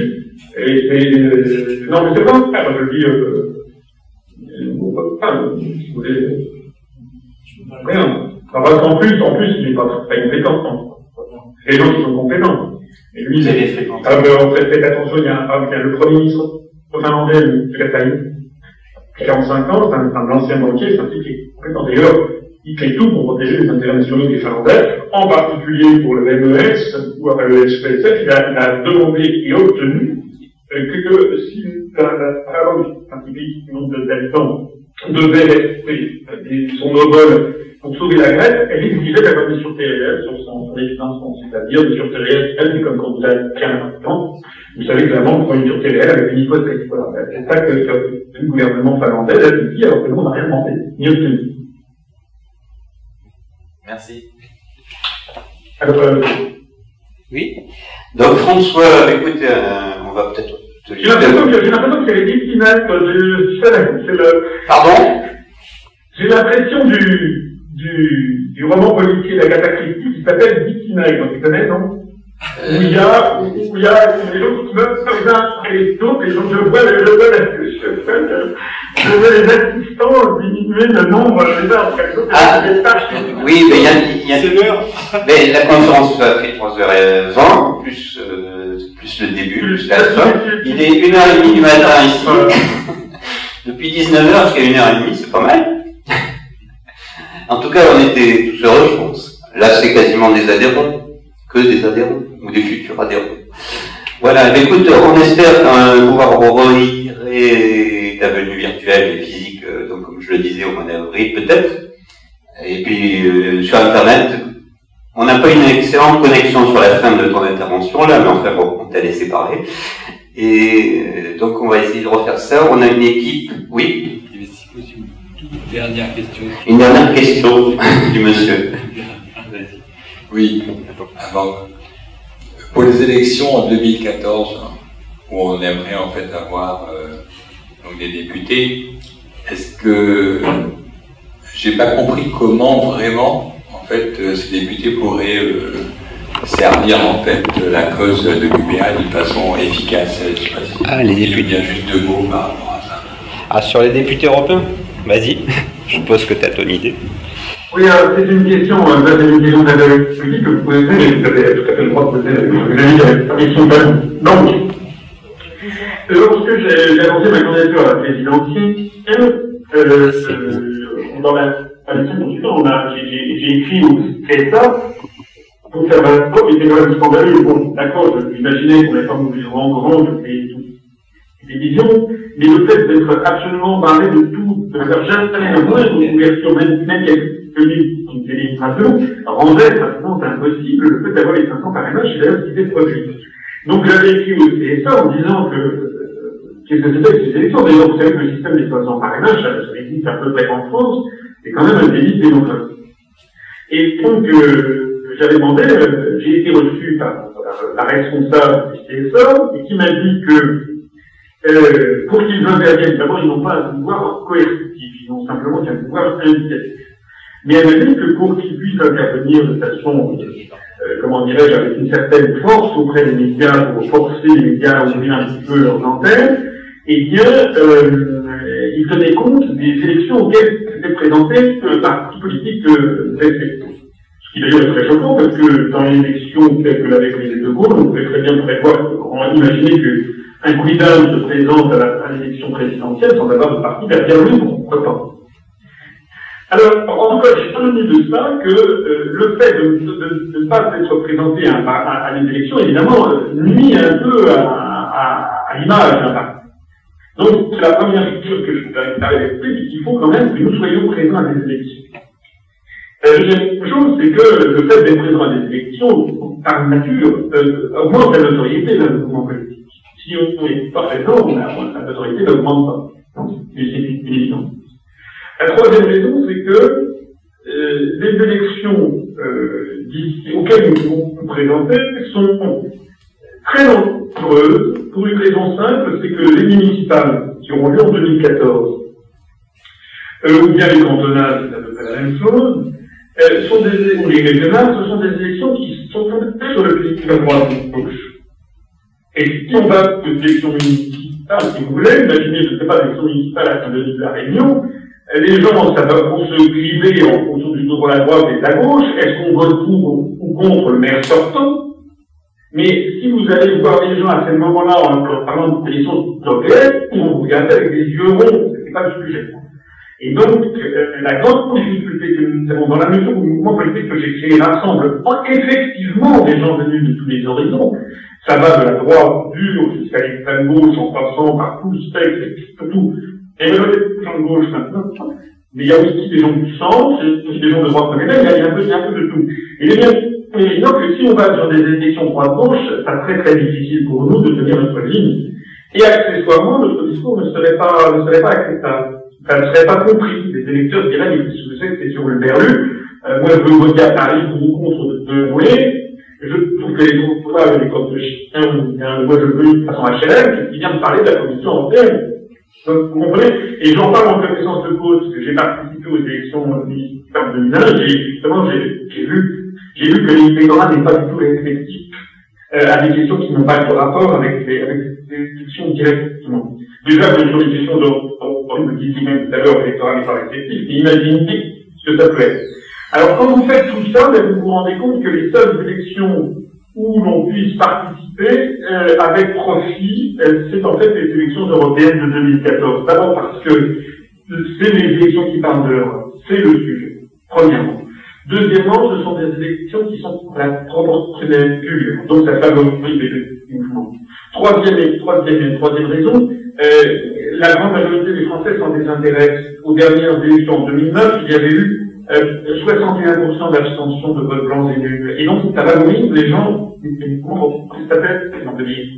Donc, tout porte à penser que les gens, à l'occasion de ces élections européennes, seront attentifs à notre discours et que l'on peut faire une percée. C'est d'ailleurs ce qui s'est produit en Suède en 2009 avec le Parti pirate, ce qui s'est passé dans d'autres, à l'occasion de ces élections. Donc, ce que l'on veut, c'est de se dire, à l'occasion de ces élections, sortir de l'anonymité.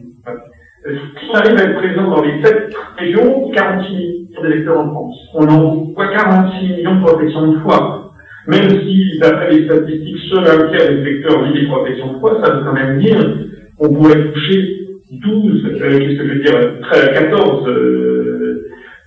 14 à 15 à 16 millions de personnes qui diraient notre pro. Donc c'est évidemment très important. Le simple fait de participer à la campagne sera normalement considérable pour développer notre notoriété. Bon, il y a beaucoup de, je ne vais pas entrer dans trop de détails, il y a des inconvénients, il y a le fait que les médias en parlent très peu, maintenant des élections européennes, donc sur la percée, il y a un problème d'argent. Si j'insiste à ce point pour que les gens adhèrent, c'est parce que l'argent, c'est quand même, il y a les donneurs de la guerre, il y a 3 choses pour, on a la vérité, je crois, ce que disait madame tout à l'heure, on a des bonnes analyses, des bonnes fonctions, c'est un point fondamental, parce que sinon sur le long terme, on voit rien si on n'avait pas. Mais deuxièmement, qu'il nous faut aussi l'accès aux médias que l'on n'a pas, ou très peu, mais on a Internet, puis il y a la radio. Et l'argent, par exemple, pour faire 40 millions de professions de foi, vous avez tout un parti qui est fait, que je dois expliquer. D'après les premiers devis qu'on a fait, on comptait à peu près 400 000 euros. Ce qui est pas très cher, c'est bien, pour qu'il y a 4 millions de personnes, un truc dans le cadre des cours. Sachant que les frais de port sont payés par la dépense publique, et sachant que c'est l'État qui connaît tous les fichiers du secteur. C'est pour ça que les candidats qui parlent de participation à l'élection. Mais la liste de candidats doit quand même fournir les professions de foi. Et donc, il faut 400 000 euros, rien que pour faire les professions de foi, mais c'est un million.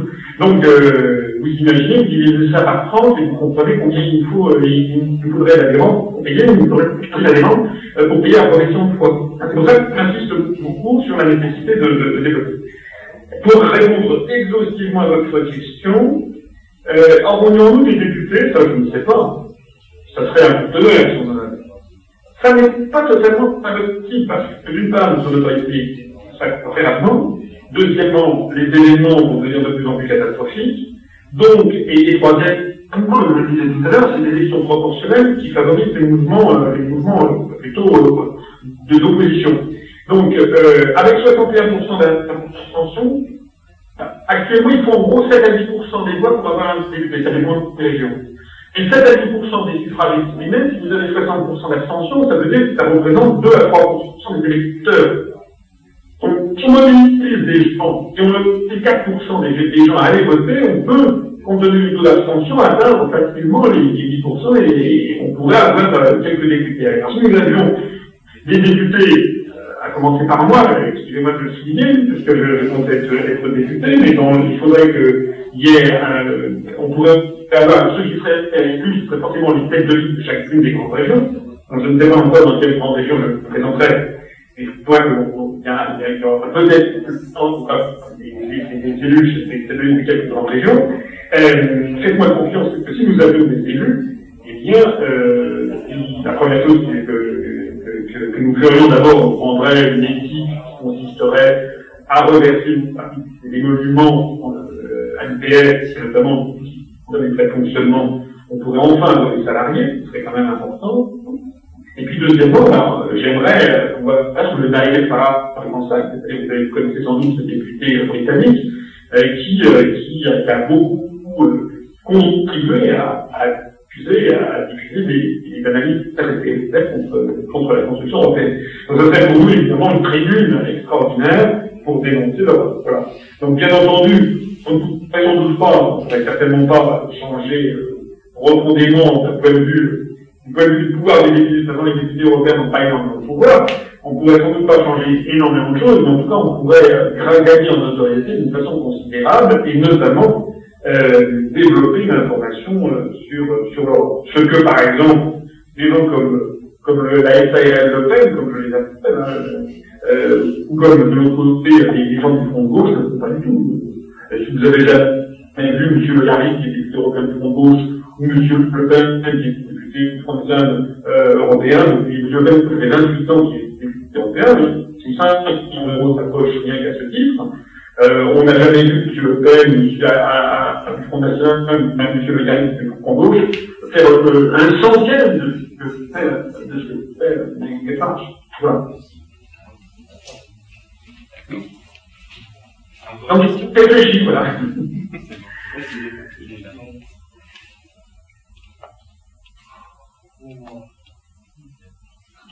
Ah, il marche pas. Bon, c'est pas grave. Tu m'entends là, je pense? Oui? Oui, j'entends. Ben écoute, les questions sont épuisées. et les combattants aussi.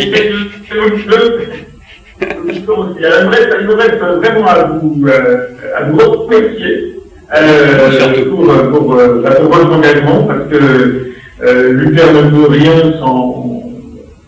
si les Français ne s'engagent pas. Ne vous ne laissez pas dépolitiser par le fait que vous êtes peu nombreux. Comme je l'ai dit, toutes les révolutions se sont faites avec un tout petit pourcentage de la population. Je sais que c'est un peu bizarre de voir un inspecteur général des finances, j'ai pas pu le tout bourgeois, installé par les révolutions, ça paraît un peu étrange. Donc je retire mon révolution, son caractère, mais je crois profondément en termes de politique, c'est quand même de ça qu'il s'agit. Il est très très important qu'on se développe.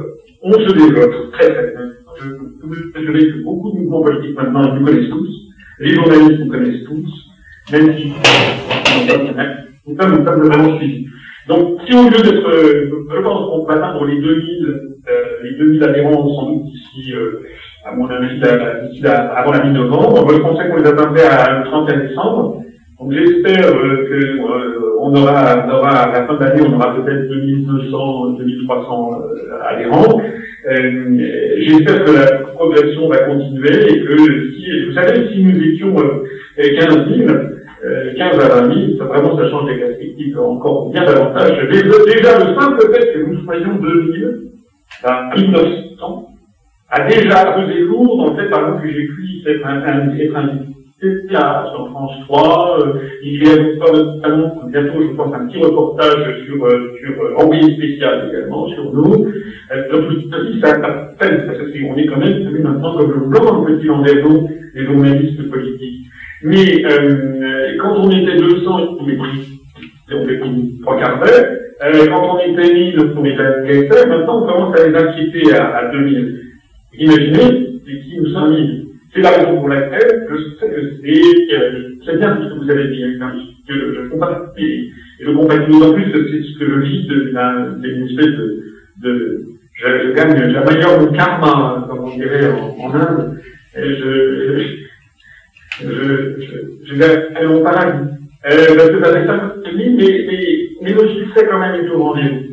Pour la raison qui est malade tout à l'heure, c'est que quand on a les bonnes analyses, elles sont explicatives de la réalité. Et ce qui est très frappant, c'est qu'on voit arriver chez nous des gens, des déçus de DLR, des déçus du front de gauche, des déçus du modèle, des déçus de... Mais on voit pratiquement pas de personnes, bon, de temps en temps, on a un cas, il y a des gens qui sont fantasques un peu partout, mais on a pratiquement pas de gens qui s'en battent. Parce que les jeunes fois qui sont rentrés dans ce schéma explicatif, comme très comprendre, je vois si vous allez sur notre page Facebook, j'ai compris là-dessus peut-être, c'est que retrouvez-vous sur la page Facebook, inscrivez-vous, n'ayez pas peur, que je vous laisse pas sur la page Facebook au début, bien sûr, on est suivi par les services de renseignement, de toute façon, et vous êtes sur Internet, vous êtes suivi en autant de temps avec sur Facebook, vous n'êtes pas obligé de déclarer, vous êtes pas sur nous, mais la page Facebook, elle bouge énormément, tous les jours, on a des choses, non seulement moi, j'y interviens très régulièrement, mais en plus de ça, événements, mais vous verrez également le foisonnement de la communauté nucléaire, des gens qui sont là, il y a des milliers de personnes qui viennent se connecter tous les jours. Donc ça, c'est très important pour vous, pour avoir du dynamisme. Et puis je conclurai en remerciant Dominique vraiment pour sa gentillesse et son activisme pour l'UTPR. Ça fait déjà maintenant, c'est déjà un vieil adhérent, c'est plus, ça a été le premier adhérent de l'île de la Réunion d'ailleurs, qui nous a contactés. Je le remercie beaucoup pour l'organisation, c'est quand même très très bien. Je suis vraiment très très content d'avoir pu parler comme ça, parce qu'on peut toujours chinoiser, mais je trouve que la réception est parfaite. C'est encore beaucoup mieux d'autres fois où ça n'avait pas marché.